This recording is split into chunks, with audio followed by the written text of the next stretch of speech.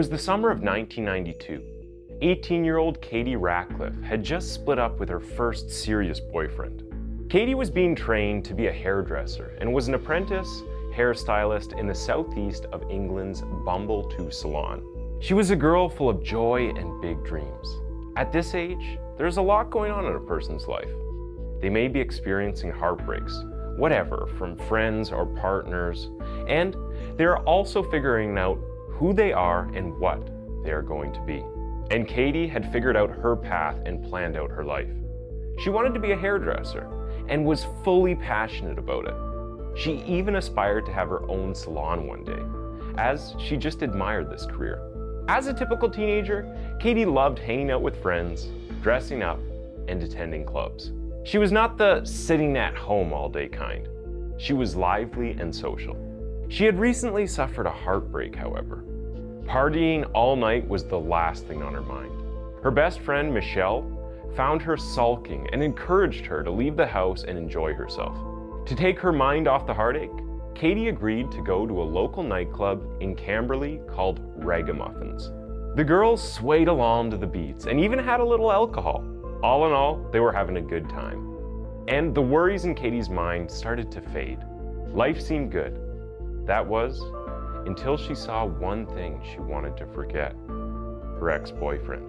By this time, Katie had lost Michelle somewhere in the crowd of partying teens. With hopes of getting back together and creating another spark, Katie went to the guy and poured her heart out. Instead of a warm hug, she got her heart shattered when the boy informed her that he was already seeing someone and had even brought her to the club.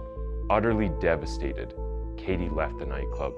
Michelle had earlier caught a glimpse of Katie talking to her ex-boyfriend, and since she was nowhere to be found, she assumed that she had gone with him. So Michelle and her other friends headed home. Unfortunately, life had other plans for Katie. The following morning in Farnborough, a group of 4 boys around the age of 14 got awoken by water droplets on their face and clothes. It turns out their tent was not waterproof, and the rain had seeped through them. The boys loved the great outdoors and had spent the entirety of the night camping. They were, however, camping in the backyard of one of their homes because of their young age. Already having their sleep cut short, the boys decided to get up and go for a walk.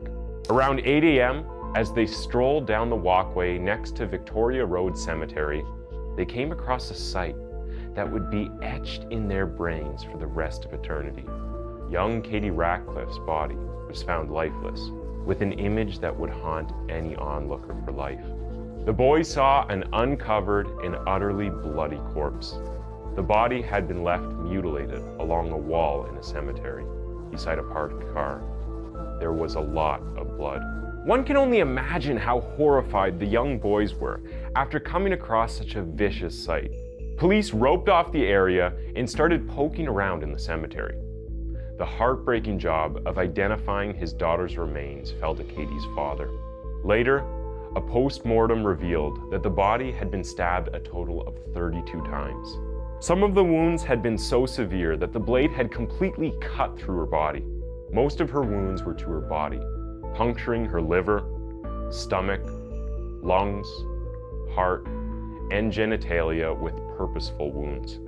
The corpse had multiple stabs in the chest, vagina, and anus. Forensics concluded that the perpetrator probably felt excited while torturing the victim, as some of the stab wounds were inflicted after the victim had already passed away. Katie's story hits hard. An 18-year-old with dreams, just trying to heal from a breakup, walks into a nightmare. Her joy at Ragamuffins, dancing with friends, feels so familiar, like nights we've all had. But seeing her ex with someone new? That gut punch of heartbreak is universal. It's chilling to think how one moment of vulnerability led to such horror. How could a random encounter end so brutally? This case makes you wonder about the dangers lurking in ordinary nights. But Katie was last seen in the nightclub in Camberley. How did she end up in Farnborough, which is an entirely different town? Farnborough is right on the border of Camberley, and Katie had been found 5 miles away from where she was last seen. Police searched the cemetery again the next day, but they were unable to uncover any significant evidence or information on Katie's murderer. The cops kept tracking down and speaking with other visitors who had been at the Ragamuffins on Saturday night. The police initially suspected a male killer in his 20s or 30s who would be strong enough to carry the victim of being the culprit, as the body was found almost naked with her clothes being pulled up. Due to the nature of the attack, the police believed it to be a sexual crimes case. With that, the search for a full-grown, sadistic male with sexual motivation started. But they could have not been more wrong. The police showed interest in and interviewed many suspicious men, including a peeping Tom dressed in black that had been observed watching women on the dance floor, a black man that had an arrow carved in his head, an Asian kickboxer, and many, many more. Over 500 people who had been at Ragamuffins that evening were all interviewed by the authorities. Katie's unsolved murder attracted a lot of media attention and even got featured on true crime TV program Crime Watch. Two native tycoons offered a reward of £10,000 to anyone who found the murderer. The Ratcliffe family also got caught up in the spotlight. In the midst of a live stream news conference, Katie's father commented, "We are numbed by the senseless killing of our daughter." Every time the police suspected someone, it led to a dead end. Little did the police know that they were overlooking the devil due to their assumptions, and the real killer went unidentified. With no lead or even a close idea of the suspect, the case was added to the Farnborough's dusty pile of cold cases. And with that, the Ratcliffe family and the general public. Sharon Louise Carr was born on December 21st, 1981 in Belize. Carr was brought up by her mother and stepfather, along with her 3 siblings. The 4 children had 3 fathers, yet Carr failed to know who her biological father was. She experienced a life of great poverty and chaos. Carr and her siblings lived on an empty stomach on a daily basis. The stepfather was a violent drinker who frequently assaulted her mother and often Sharon and her siblings. The mother herself wasn't exactly a role model. She was a feisty, violent woman who frequently vented her fury on the helpless kids. Sharon reported that she was punished frequently by her mother in violent ways, occasionally burning parts of her body with cigarettes. In the early 80s, Carr's mother came across George Carr, a Jamaican soldier who was in the British Army. At the time, George was staying on a mission in Belize. They fell in love, and George returned to England, eventually tying the knot in 1982 when Sharon was 3 years old. In 1986, they decided to move to England with the kids to settle down in Camberley. The move was great for Sharon, much better than the poverty-stricken life in Belize. At least she had a school here. She made some acquaintances, and there seemed to be some light. One can only imagine the daily disturbances occurring in the house. These acts of aggression could have had an effect on the children, especially Carr and their view of violence. Believe it or not, Sharon was a popular and sweet girl at her school. Her teachers at Cornwallis Junior School in Camberley described Sharon as obliging and kind. Her friends considered her a social butterfly with a few hints of aggression. She was also observed to prefer the company of older boys. Despite appearing a normal schoolgirl, the world would soon find out that there was something very wrong going on with Sharon.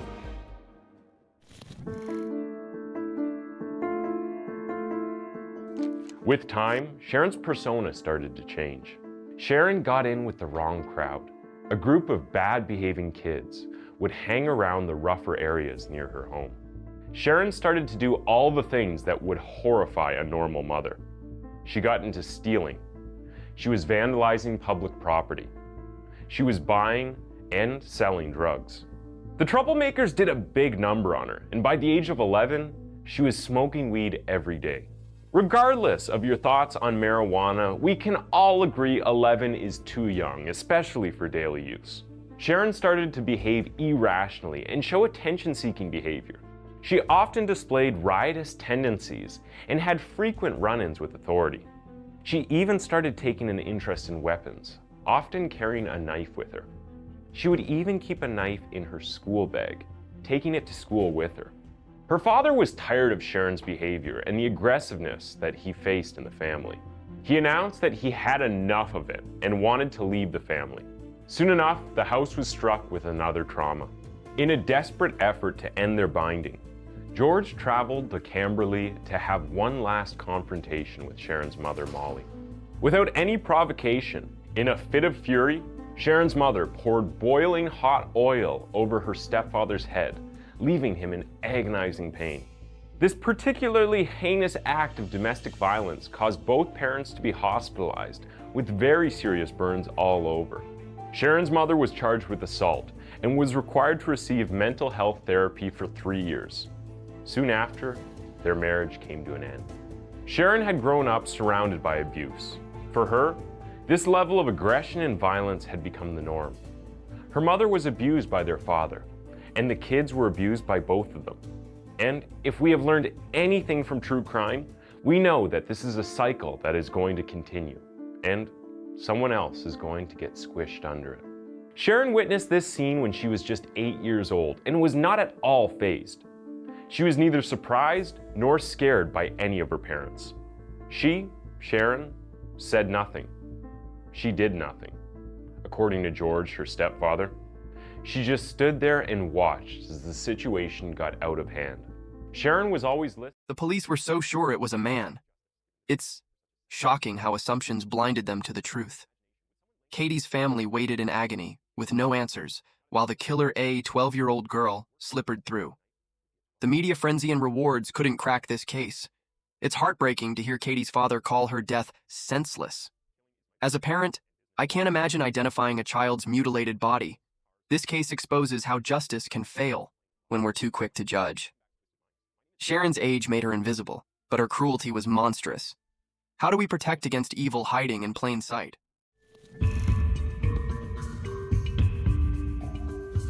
The 7th of June, 1992 marked the day of full darkness for Katie Ratcliffe's family.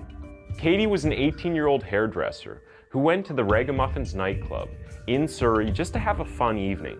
She was a joyful young girl who usually had a very happy and friendly persona. During that time, Katie ran into her previous boyfriend, who informed her that he had a new girlfriend. This news affected Katie, and she decided to just head back home. With her head down and little alcohol in her body, the 18-year-old started to make her journey back home. Out of nowhere, little Sharon attacked Katie. Mind you, Katie was a total stranger to Sharon and had no reason for the attack. Sharon started repeatedly stabbing with her 6.5-inch big knife in different parts of Katie's body. She stuck the knife through the teenager's ribs, genitals, and anus, showing absolutely no mercy. The stabbing was so rough that some of the blows went completely through Katie's body. After she was done stabbing, Sharon and some of her evil associates took the body and drove it to Farnborough. As if the body had not been through enough, it was dragged along the road and then eventually thrown carelessly by a wall in a cemetery. The body was left almost naked and completely mutilated. To an onlooker, this would seem to be the work of a vile man with both sexual and murderous intent. And that is exactly what the police believed. Although there were no signs of sexual assault, the nature in which the body was found, with the clothes piled up and multiple injuries to sexual organs, made it seem very possible that this would only be the work of a fully grown male. Her ex-boyfriend was ruled out as a murder suspect. When talking about the night Katie was killed, he told the reporters, "If only I had taken Katie home as she asked me to, she would be alive today. That will haunt me for the rest of my life." And so the hunt for a male killer began. With that, the real culprit got overshadowed, helping her make an easy escape. The case went unsolved at first, letting the killer roam freely. With Sharon left uncaught, she went on with her life and returned to school. Along with her life, she continued her literally murderous habits. On the 2-year anniversary of the murder of Katie Ratcliffe, Carr was back with another strike, but this time, it was at the school. On June 7th, 1994, the exact date that Katie died, Sharon apparently had another mission in mind. They say that we should beware of people who are nice to our faces, yet continue to stab us in the back. 13-year-old Anne-Marie Clifford should have taken this advice seriously. as soon enough, she would be stabbed in the back by not but a stranger, but her own classmate. The only difference is that this stabbing is quite literal and real, and there is no going back from it. Also, again, this attack was random and happened for apparently no reason. Clifford went to freshen up in the Collingwood College bathroom. This is when Sharon approached Clifford, raised her right arm, and suddenly jabbed her 4-inch penknife into her back. The knife punctured Clifford's lung, and she fell to the floor. Sharon fled from the scene, leaving her classmate bleeding on the filthy floor. Fortunately for Clifford, the toilets are a public space, and 5 other students also decided to freshen up when they got caught in this scenario. After the girls called for help, Anne-Marie was taken urgently to Frimley Park Hospital. It seems that Clifford had some real friends after all. If the girls had been even a few minutes late, Clifford would have been another tick on Sharon's murder list. The students who disturbed the attack recalled that Carr had actually lured Clifford to the bathroom, saying that she needed help to look for a £1 coin that had been dropped. In another account of the incident, this time given by Clifford, she reported that when they entered the bathroom, the 14-year-old immediately knocked her classmate over. Anne-Marie somehow managed to defend herself and get up from the floor. That is when Sharon slid her knife into Clifford's back. She just stood over her body, full of glee, and had a smile on her face, while she just tossed the penknife from one hand to another. Anne-Marie screamed, and luckily some students heard it and intervened in the situation.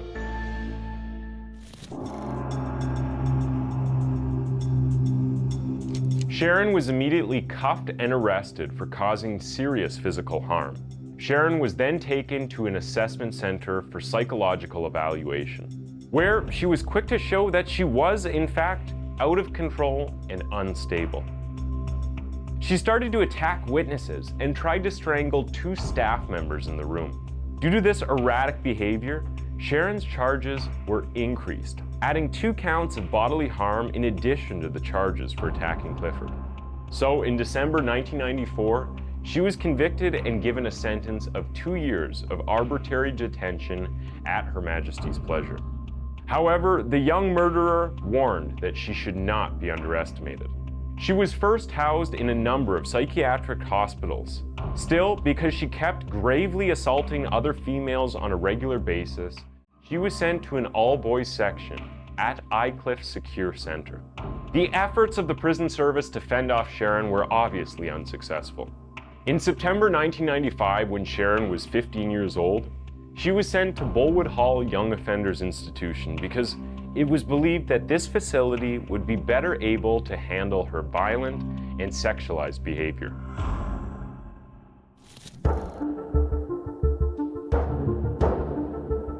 Wanting to understand the situation, the police interviewed Sharon, asking her to demonstrate the attack.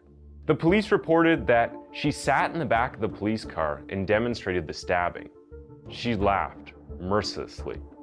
The police and staff witnessed Sharon's violent and disruptive nature firsthand. Concerned, they would try to monitor her actions and her conversations with friends and family. They would attempt to overhear the discussion whenever she had visitors in order to keep an eye on the combative girl. In further attempts to get into the mind of the young killer, the staff had a prison guard named Annette to get close to Sharon. The guard started being around her, making Sharon feel comfortable in hopes that she would open up. Eventually, the teenager felt at ease with the guard and even developed a little crush on him. Little did he realize that he was going to encounter a grave truth. Sharon started behaving nicely because, well, there was incentive to it. She was soon to be released from prison. She could soon meet her group of troublemakers and boast that she had gone to prison and yet not been caught for the actual murder that she committed. Unfortunately for Sharon, her tendency to show off is what brought her down. When her stay was coming to an end, her loud mouth betrayed her. Sharon let it slip to Annette that Anne-Marie was not the only girl that she had slit.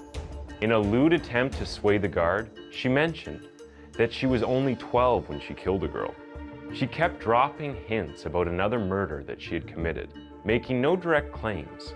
However, her specifics about the murder caught the staff's interest. Thankfully, the prison did not dismiss her comments and quickly notified the police and detectives. With enough hints dropped, investigators followed the breadcrumbs and quickly made the connection between her illusions and the unsolved murder of Katie Ratcliffe. Sharon did not live far off from where Katie was murdered, but the police officers also knew that it was common for inmates to make false confessions. And seeing as it was a small town and Katie's case had attracted public interest, it would not be off the mark to assume that she had just heard about the murder and was attempting to impress her crush. I mean, she was just 12 years old when the killing happened. But it turns out that Sharon was aware of some very important details of Katie's case that had not been made public. Facts that only the killers themselves would know.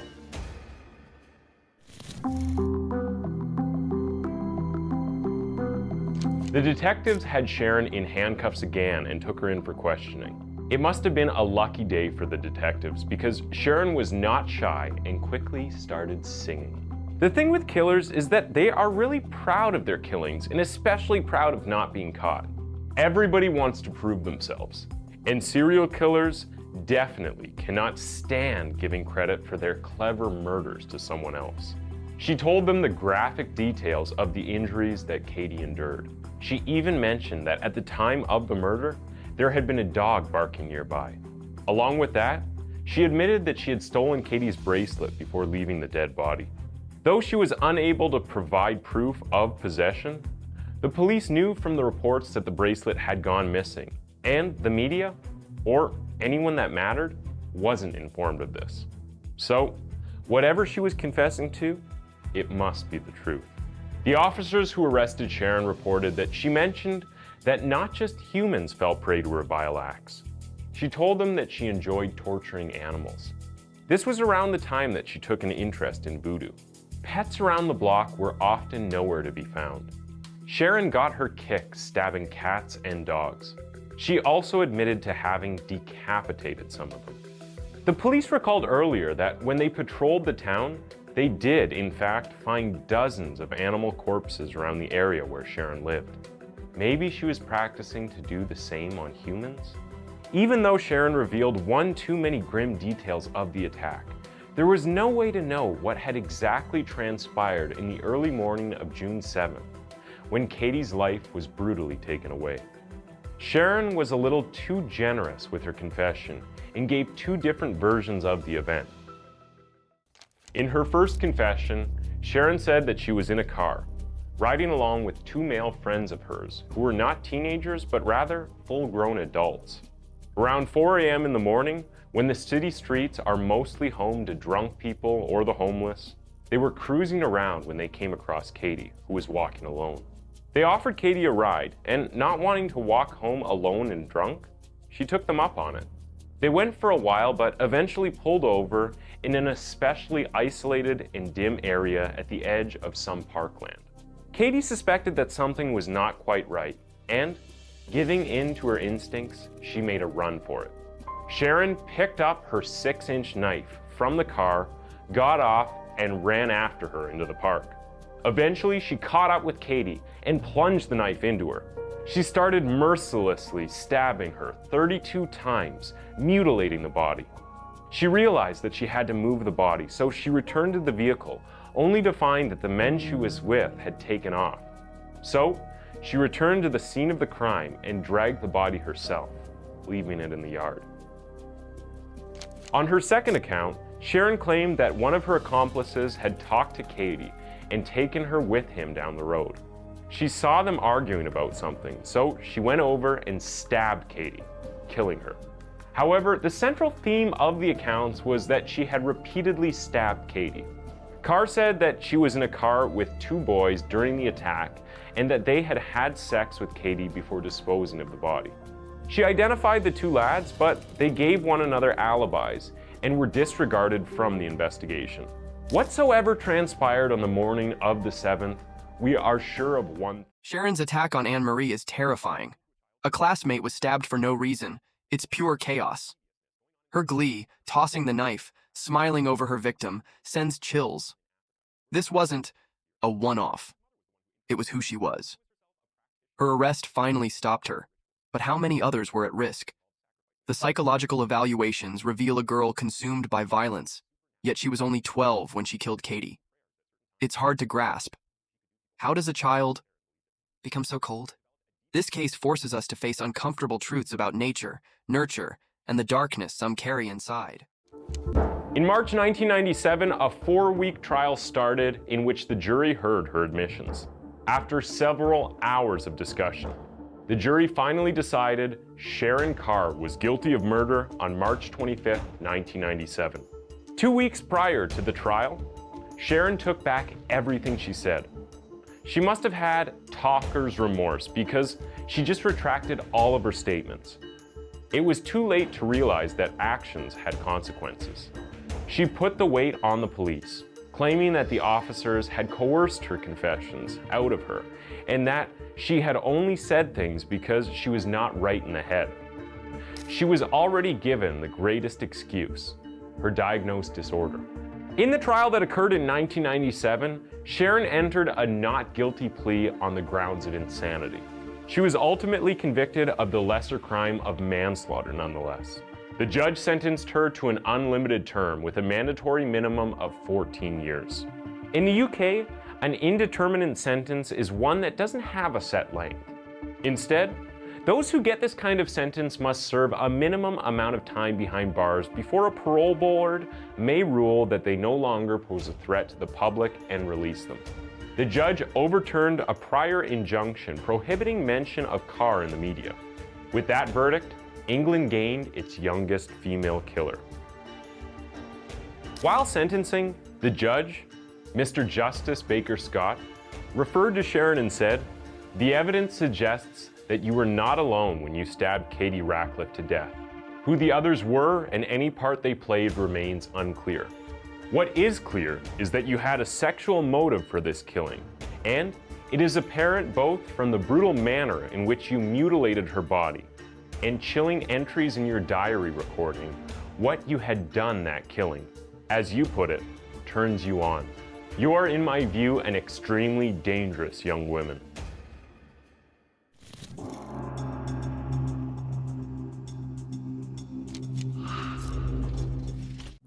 Although she was in confinement and not strolling freely in the streets, the public was not happy with the judge's verdict. Joseph Ratcliffe, Katie Ratcliffe's father, later spoke to the media about the decision. "She should have been hanged. We'll be grieving for the rest of our lives." Even a month after she had been detained for her murder, Carr commemorated the anniversary of the death of her victim by adding the following comments to her diary. 4 years today, Sharon was taken to HMP Holloway, a prison for adult women and young offenders in England. The young killer was, however, set to make life difficult for anyone around her.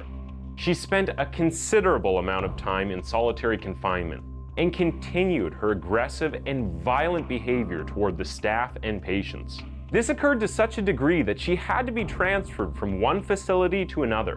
Apparently, no one seemed to be able to contain this now 16-year-old girl. Ultimately, the hostile teen landed in Broadmoor High Security Psychiatric Hospital. Sharon often experienced schizophrenic episodes and psychotic episodes. She had started to harm herself as well and would occasionally object to taking her antipsychotic medicine. It also came to report that oftentimes Sharon thought that she was a lizard, and in attempts of finding out if she still is in fact a human, she cut her own body. While she was at the facility, she met another patient. This is where Robbie Lynn came into her life. This detainee, described by the police as a walking crime wave, has his own gruesome and horrifying history. This lovely gentleman had been arrested for murdering his own mother. Yes, you heard that right. He battered his own mother to death, stabbing and beating her. If that wasn't enough, Robbie also gouged out her eyes with a broom handle. Sharon and Robbie came across each other at one of the social events organized by the hospital. After meeting, they totally fell for each other. The hospital allowed them to visit each other's rooms and have recreation periods together. These visits were limited to once a month and would be completely under supervision, allowing no sexual relations. I am sure neither of the two was the hospital's star patient. This was no casual thing, as it turned out. Lynn proposed to Carr, and she said yes. They both looked through the Argos catalog, and Lynn showed a liking for the Elizabeth Duke collection. The rings were chosen, and they placed an order for them. Both were given life sentences, so arrangements were made for the Broadmoor chaplain to marry them in the chapel. Now, two detainees falling in love and getting married isn't a very common sight. Unsurprisingly, the incident sparked a little media attention, and a newspaper did a piece on the soon-to-be newlyweds. The week before the wedding arrived, the couple heard about the story. The couple was interested and wanted to read the piece. Well, as it turns out, the couple had kept big secrets from one another. Love and connection go a long way, but communication keeps your relationship stronger. The two of them had apparently been unaware of this relationship advice and had been rather economical with the truth regarding why they were patients in that facility. The newspaper narrative detailed all of their transgressions, leaving no stone unturned. This story took both of them by storm, uncovering the true history of their fiancés. Both of them were left utterly shocked and repulsed beyond belief. How ironic is that? This goes to show how scary marriage is. Though, not in this scenario, since both of them pretty much deserved each other. Generally speaking, you can never know who someone really is or what they have done in their life. You could marry a serial killer and not know it until you become their next victim. But by then, it's already too late. A male nurse that was present at the scene reported, "They both stormed out of a room after seeing the article, apparently disgusted by the ferocity of each other's murder." The new revelation caused both parties to storm out of the room, in separate directions of course, and immediately split up. The wedding was called off despite their having purchased gold rings. They won't even talk to each other now. It is quite amazing that two convicted murderers who fell in love behind bars could be revolted by one another. Broadmoor Hospital underwent some constructional changes and was converted into a facility for all boys. So Sharon, along with all the other female inmates, had to be transferred anyway. The wedding plans were thrown in the bin after Sharon read that Lane had gouged his mother's eyes out. And it seems Lane was pretty disgusted by the sadistic murder carried out by his bride-to-be. There was some speculation regarding Sharon being released in 2009. The general public, however, is very much against it, saying that she should never, ever be released. She has continued to be a threat to everyone around her, even when imprisoned. In one incident, Carr threatened to kill another jailmate by splitting her head open with a flask and throwing her down the stairs to snap her neck. Sharon requested a sentence reduction. In June 2019, after learning that she had fantasized about killing another inmate, Mr. Justice Knowles refused her request for judicial review, and a decision was made not to lower her restricted status. And in August 2019, Sharon was transferred to yet another facility, HMP Bronzefield, as a result of an aggressive encounter with another prisoner. Her sentence was reviewed due to some submissions and gave the decision to reduce her sentence to 12 years. This news brought shock and sadness to the Ratcliffe family. Katie's mother expressed her thoughts in an exclusive interview. "We were horrified when her sentence was reduced. The fact she is now eligible for parole brings it all back up to the surface." Katie's family will never heal. Her mother's words, "I'll carry it to the grave," break my heart. Sharon's reduced sentence feels like a slap in the face. A psychopath who fantasized about killing again, still a threat at 41. The Radcliffe's horror, reliving this with every parole hearing, is unimaginable. This case isn't just about one murder. It's about a system struggling with monsters, too young to fathom. We ache for Katie, a life stolen for no reason. Let's honor her by demanding justice that protects us all. How can we ensure no one else suffers like her?